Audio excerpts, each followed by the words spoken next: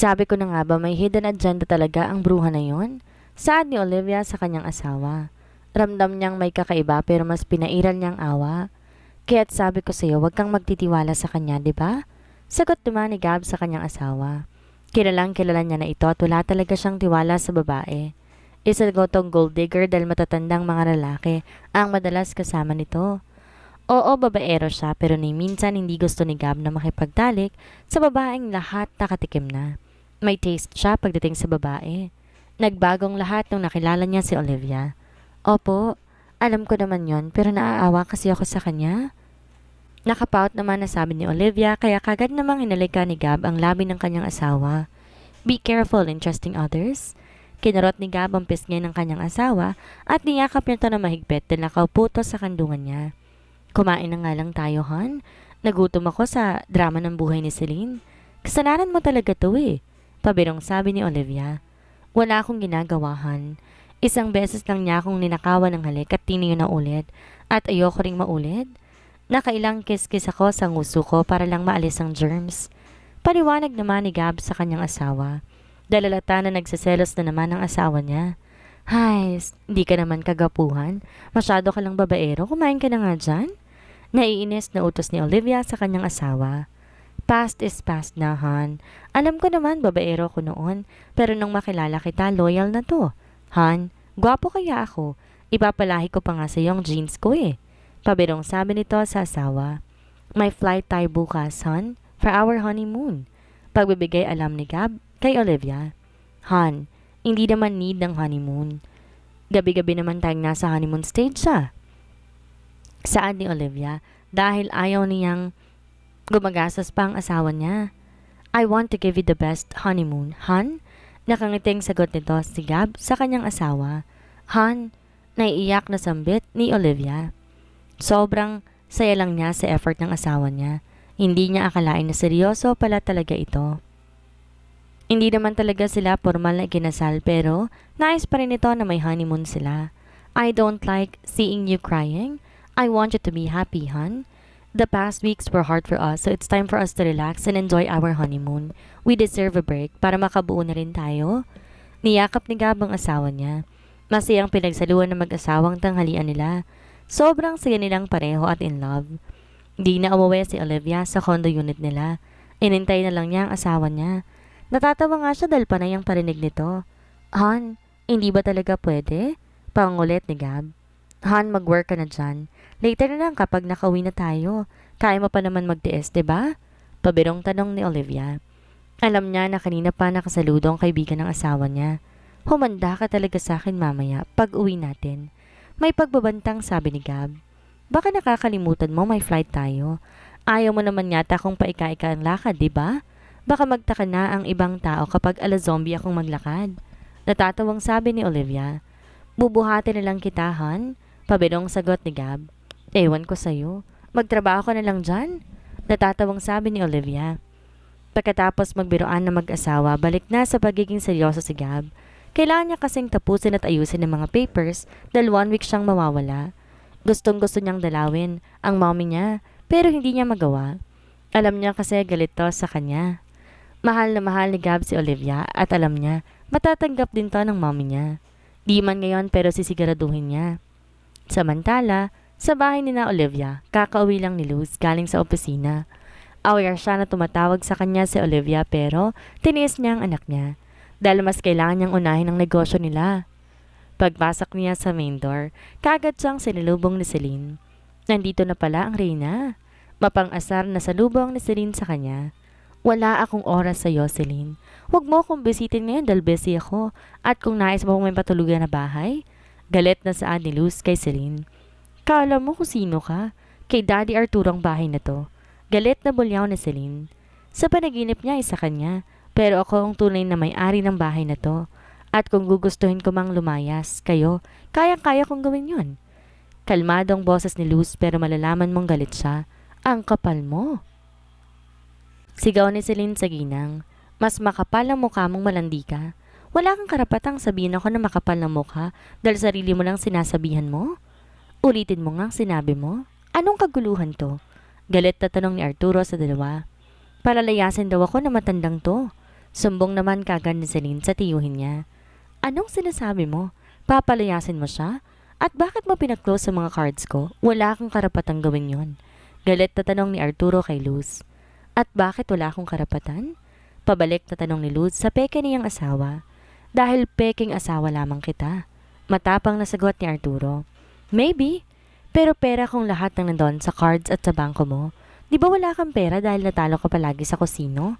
Hindi na ako magugulat kung sa gilid ka na ng kalsada pupulutin. Matapang ka na ngayon ha? Sigaw ni Arturo at akmang sasampalin si Luz. Oo, matapang ako. At kayang-kaya kitang parayasin sa bahay ko. Subukan mo kung saktan makikita mong hinahanap mo. Matapang na sagot niya sa lalaki. Sinong ama ng anak mo? Sinong kasabot mo sa panuloko mo sa akin? Biglang tanong ni Arturo at binaba ang kamay niya na muntik niyang gamitin sa pananakit kay Luz. Makikilala mo siya pagdating ng araw. Huwag kang magmadali. Nakangiting saad ni Luz bago niya iniwan ang dalaga. Nang makaakyat si Luz, kagad niyang tinawagan ang ama ni Olivia. Kailan ka magpapakilala sa anak mo? Tanong niya sa lalaki. Sa tamang panahon, love. Inaayos ko lang lahat. Sagot naman ng lalaki sa kabilang linya. Tatakbo pa rin sa eleksyon si Arturo at kakampi pa rin nila sila Joshua. Pagbibigay alam dito ni Luz. Don't worry. Dahil hindi mananalo ang mga magnanakaw. Mag-ingat ka palagi. Konting tiis na lang. Kapag nakuha ko ng hustisya, mamumuhay na tayong tahimik at di na kailangan pang magtago sa mga tao. Saad ni Luz sa lalaki. Magiging maayos din ang lahat, love. Alam kong malapit na tayong mabuo. Patawarin mo ako sa mga taon na wala ako sa tabi mo para unawain ka. Mas pinili kong umalis at iwan ka nang di mo man lang nalaman na magkakaanak na pala tayo. Malungkot na sabi ng ama ni Olivia. Bumawi ka na lang kay Olivia, love. Sorry kung kailangan ko na magsinungaling sa'yo. Hindi ko naisipan na masaktan kita ng sobra. Sarili ko lang iniisip ko eh. Naiiyak na sabi ni Luz sa ama ni Olivia. Let us forget the past. Kapag naging maayos na ang lahat, magsasama tayo ng masaya at malayo sa magulong lugar na to. Sige na, magkita na lang tayo sa board meeting bukas. Saad ni Luz sa lalaki dahil ayaw niya nang pag-usapan pa nila ang nakaraan. Okay, love. I love you. Malambing na sabi ng lalaki. I love you too, love. Sagot naman ni Luz bago binaba ang tawag. Hindi alam ni Luz na lihim pala na nakikinig si Celine sa usapan nila. Mabilis tong umalis at pumunta ng study room ni Arturo para sabihin ang nalalaman niya. Isa sa mga board members ang ama ni Olivia. Kaagad na balita ni Celine sa matanda. Paano mo nalaman? Tanong ni Arturo. Narinig ko mismo kay Luz nang pumunta ito bukas sa opisina para lang sa board meeting. Sagot ni Celine. Sa kanyang tiyuhin, ang kapal na mukha nilang paglaruan ako. Galit na bulalas ni Arturo. Hindi mo naman kailangan magmadali. Kunin mo ang kayamanan nila at ako na ang bahala kay Gab. Alam ko hindi rin magtatagal makukuha ko rin lahat ng nais ko. Nakangising sabi ni Celine. Siguraduhin mo lang na may mapapala ka sa lalaki na yon. Of course, Daddy. Malambing na sabi ni Celine sa matanda. Lihim na pagpaplano ang bawat partido sa gaganapin na board meeting kinabukasan. Walang may gustong magpatalo. Samantala, buong gabi namang pinagsaluhan ni Gab at Olivia ang init ng kanilang pagmamahalan. Hindi na sila gaano nagpuyat dahil flight na nila papunta sa honeymoon nila. Thank you, hon. Malambing na bulong ni Olivia sa kanyang asawa. Kasalukuyang nasa Canada ang mag-asawa. Mahilig si Olivia sa K-drama kaya gustong-gusto niya na makapunta sa Canada para sa Maple Leaf. Nag-post silang mag-asawa para sa random pictures nila. At para na rin souvenir. At mai-add nila sa mga memories na meron sila. I love you. Malambing na bulong ni Gab sa tenga ng kanyang asawa. Kaya naman ang ganda ng ngiti ni Olivia sa larawan nila. Halatang in love sila sa isa't isa. Saktong-sakto rin ang pag-click ng camera kaya talaga maganda ang kuha nila. I love you so much, honey. Malambing rin na bulong ni Olivia at niyakap na mahigpit ang kanyang asawa. Let's drink coffee. Yaya ni Gab sa kanyang asawa. Kumapit naman si Olivia sa braso ng kanyang asawa at masaya sila naglakad papunta sa isang coffee shop. Masaya nilang pinagsaluhan ng mainit na kape sa malamig na klima ng Canada. Nag-ikot pala sila hanggang sa umabot sila ng gabi. Nag-dinner pa sila pagkatapos ay humalik na sa hotel na tinutuloy nila. Han, I'm sleepy na. Saad ni Olivia sa kanyang asawa. Sobrang pagod na ang katawang lupa niya. Napagod siya kakalakad dahil namamasyal sila ni Gab. You can sleep now. 1 week naman tayo dito eh. I love you, hon. Malambing na bulong ni Gab sa kanyang asawa. Binuhat niya ito dahil sa elevator pa lamang bumigay na ang mga mata ni Olivia. Di na nagawang sumagot pa ni Olivia dahil sobrang bigat na talaga ng talukap ng mga mata niya. Iniyaan na lamang ito ni Gab. Nang nakarating sila sa kanilang hotel, maingat na nilapag ni Gab ang asawa sa malambot na kama. Pumasok siya ng banyo para mag-shower. Pagkatapos tumabi na to sa asawa niya. Pinagmasdan ni Gab ang maamo at magandang mukha ng kanyang asawa. Nasa isipan niya na hindi niya kayang saktan ng babaeng mahal niya. Ngayon lang siya nagmahal ng sobra ulit. Matagal na panahon na mula nang buksan niya ulit ang puso niya. Naalala niya tuloy ang unang babaeng nagpatibok ng puso niya. Isang dalagita na palaging may salamin at malaking headband. Dati para siyang stalker pero hindi man lamang nalaman ni Gab ang pangalan ng dalagita hanggang sa nakita niya ang nagiging una niyang kasintahan, ang babaeng nanakit sa kanya na sobra. Isa sa dahilan kung bakit mas pinili ni Gab na maging babaero na kaysa magseryoso sa mga babae. Nakamulatan na rin niya ang babaeng una nagpatibok sa puso niya. Kamusta na kaya siya? Siguro malaki na siya ngayon. May asawa na kaya siya? Wala sa sariling tanong ni Gab sa kanyang sarili nang maalala niya ang babaeng nerd na may malaking ribbon sa buhok. Alam niya na mali pero hindi maiwasan ni Gab na alalahanin ang babaeng una nagpatibok ng puso niya. Hindi niya namalayan nakatulog na pala. Kinabukasan, nagising si Olivia dahil may kumikiliti sa leeg niya. Hindi niya mawari kung tatawa ba siya o uungol dahil naging iba na ang hatid ng kiliti sa kanya. Han, sambit niya dahil alam niya na si Gab ito. Good morning, honey. Malambing na bulong ni Gab sa tenga ng kanyang asawa. Han, inaantok pa ako. Inaantok na saad ni Olivia. Han, gising na ako. Kami ng alaga ko. Nangaakit na bulong niya kay Olivia na may halong biro. Gusto lang niyang kulitin ang asawa niya. Idinilit naman ni Olivia ang kanyang mga mata.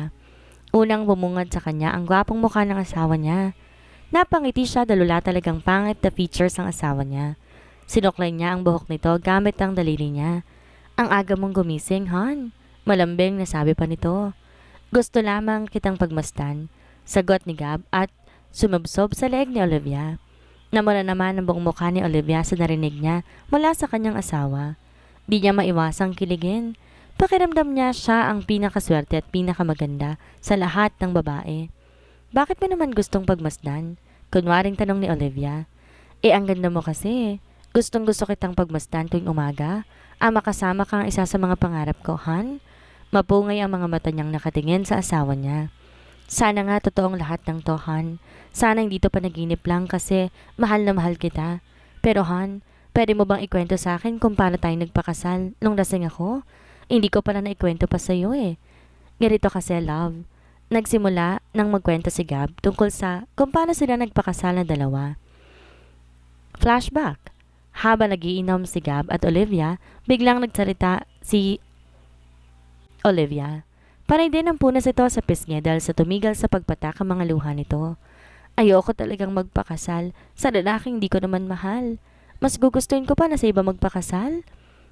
Ikaw ba? Payag ka bang pakasalan ako? Kung payag ka, pakasalan mo na lamang ako. Hanapin mo na lamang ako kapag want mo na ng annulment. Hindi ko nais maging asawa ang Joshua na yun. Ang daddy ko lang naman na may gusto ipakasal ako sa lalaki na yun eh. Ano, payag ka ba? Tanong ni Olivia sa lalaki na kasama niya. Kapag pinakasalan kita, hindi na kita pakakawalan pa. Payag ka bang maging akin habang buhay? Oo naman. Ikaw ang knight and shining prince ko, my savior, and soon-to-be husband. Hanapin mo lang ako para magkasama tayo. What's your name, by the way? Olivia Peralta. Mabilis na sagot niya sa lalaki. Gabriel Miranda. Pakilala naman ito kay Olivia. Tumayo si Gab at tinawakan ang kamay ni Olivia. Naglakad sila papalabas sa Bartel. Sumakay sila sa kotse niya. Hey, bro, I need you now. Kausap ni Gab sa kanyang kaibigan na si Rico. What do you want? Masungit pang tanong ni Rico. Please bring your sister, Carmi. Magpapakasal ako ngayon at kailangan ko ng witness. What? Sigaw ni Manuel sa kabilang linya dahil hindi ito naniniwala na magpapakasal na ang kaibigan niya. I'm serious bro. I really need your help. Pumunta ka lang sa bahay ni Ninong, doon tayo magkita. Thanks bro, sabi ni Gab bago niya ibinaba ang tawag. Di niya na inintay pa na sumagot ang kaibigan niya. Di alam ni Gab pero pakiramdam niya kailangan niyang pakasalan ang babae. Na makarating sila Gab kagad tong sinalubong ng kanyang ninong na Judge. Mukhang lasing kayo, iho. Seryoso ba kayo na magpapakasal kayong dalawa? Tanong nito sa kanila. 100% sure, ninong. Di ba, honey? Tanong pa ni Gab kay Olivia. Of course, honey. Nakangiting sagot ni Olivia sa tanong nito sa kanya. Kayong bahala. Huwag niyo akong sisisihin kapag nahimasmasan kayo. Sabi na lamang ni Judge. Thank you so much, ninong. You're the best. Nang dumating na nga si Manuel, kaagad nang nagsimula ang kasal. Pareho silang pumirma ng marriage contract. Matapos ang kasal, bumalik sila sa bartel pero hindi na sa bar kundi sa isang grupo na idoko pa nila. Pagpasok pa lang kaagad ng siniel ni Gab na isang mapusok na halik ang labi ni Olivia. Bago man kay Olivia ang lahat, sinubukan niyang sumabay sa bawat galaw ng labi ni Gab. Hindi na namalayan pa ni Olivia kung paano ni Gab natanggal sa katawan niya ang mga damit niya. Alam din ni Gab na wala pang karanasan ng babae dahil hindi ito marunong humalik. Hanggang sa pinagsaluhan na nila ang isang init ng gabi. Kinabukasan, maagang nagising si Gab. Pinagmasdan niya ang magandang mukha ni Olivia. Napangiti siya ng bigla na lamang siyang pumayag na magpakasal sa babae. Inalikan niya ito sa labi. Kung maalala mo, nagpapasalamat ako, hon. Pero kung hindi, nasa paligid lamang ako. Magpapakilala ko sa iyo sa tamang panahon. Bulong ni Gab bago niya nilisan ng hotel. End of flashback.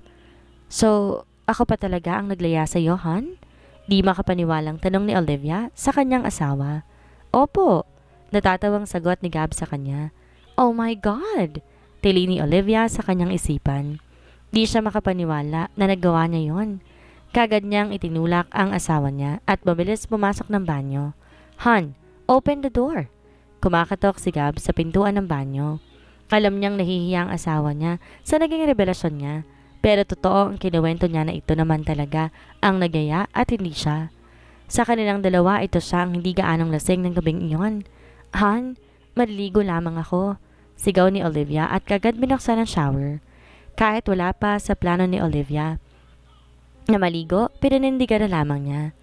Paglabas nga niya halos atakihin na siya sa puso dahil ang mukha kagad ng asawa niya ang bumungad sa kanya pagkabukas niya pa lamang sa pintuan ng banyo.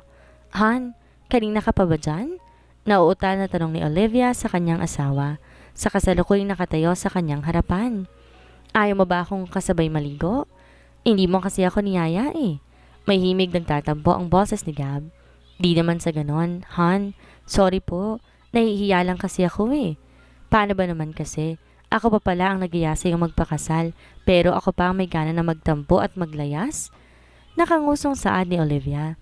Bakit ka naman mahihiya? Ang totoo nga niyan, naunahan mo lang akong yayain ka? Naawa rin naman ako sa'yo noon kaya't gusto sana kitang tulungan. Pero bakit mo ko inalok ng kasunduan na maging bed buddies tayo? Tanong ni Olivia sa kanyang asawa. Dahil wala akong maisip na paraan para manatili ka sa tabi ko. Dahil ang totoo, gustong gusto kong magpakilala sa'yo na asawa kita. Sagot naman ni Gab. Nakakaloka ka naman. Pasalamat kita at crush kita. Pabirong saad ni Olivia. Kaya nga, honey. Sinabayan din ni Gab ng biro ang kanyang asawa. Shower ka na, honey. Di ba may lakad pa tayo ngayon? Tanong niya kay Gab. Yes, hon. Pero makakapaghintay naman yun eh. Ako, hindi na. Saad nito bago hinapit ang bewang sa kanyang asawa at tiniil isang mapusok na halik ang labi nito. Napakapit naman si Olivia sa balikat ng kanyang asawa and she also responded to the kiss of her husband. Inangat ni Gab ang kanyang asawa. Naglakad to papunta sa kanilang kama. Maingat niyang inhiga sa sofa. Hindi alam ni Olivia kung saan niya ipapaling ang ulo sa sarap ng ranasan niya sa piling ng asawa. Halos bamaluktot na ang mga daliri niya sa kanyang mga paa. Patuloy lang si Gab sa kanyang ginagawa hanggang sa tuluyan ng sumabog ang init na nagmumula sa puso ni Olivia. Ang mga hiyaw at salpukan ng kanilang katawan ang naririnig sa apat na sulok ng silid na kanilang kinaroroonan. Walang paglagyan ng kasiyahang nararamdaman nila ngayon. Para kay Gab at Olivia, ito ang pinakamasarap na make love na ginawa nila. For them, it was the perfect time, perfect place with the right person. Nawawala sa isipan nila ang problema. Pinalayan nila ang kanilang mga damdamin. Hindi siya makapaniwala na nakawala siya sa magulo niyang buhay sa kamay ni Arturo at naging asawa niya si Gab. Looking back sa lahat na nangyari sa kanya, si Gab ang pinakamagandang nangyari sa kanyang buhay. Ang sabi ng kanyang mommy, namuhay siya na masaya. Kaya simula ngayon naisip niyang gawin ng mga bagay na nagpapasaya sa kanya at sa kanyang asawa. I love you so much, Gab. Pabulong na sabi niya. I love you too, honey. Sagot ni Gab at natulog na ulit. Hindi na sila natuloy sa pupuntahan nila dahil sa ginawa nila kanina. Niyakap ni Olivia ang kanyang asawa. At talagang tulog na rin siya. Gusto niya pang sulitin ang mga oras na magkasama silang dalawa. Nagising si Olivia sa halik ng kanyang asawa. It's time for dinner, honey. Nakangiti si Gab kay Olivia. Can you please give me some more minutes? I'm still sleepy. Saad niya kay Gab. Okay, after 5 minutes, gigisingin kita ulit. Okay, I love you. Natulog ulit si Olivia habang si Gab sinagot ang tawag na nagmula sa kanyang mommy. Hello, mom. Where are you, Gab? Kalmadong tanong nito pero mahihimigan mo pa rin ang galit.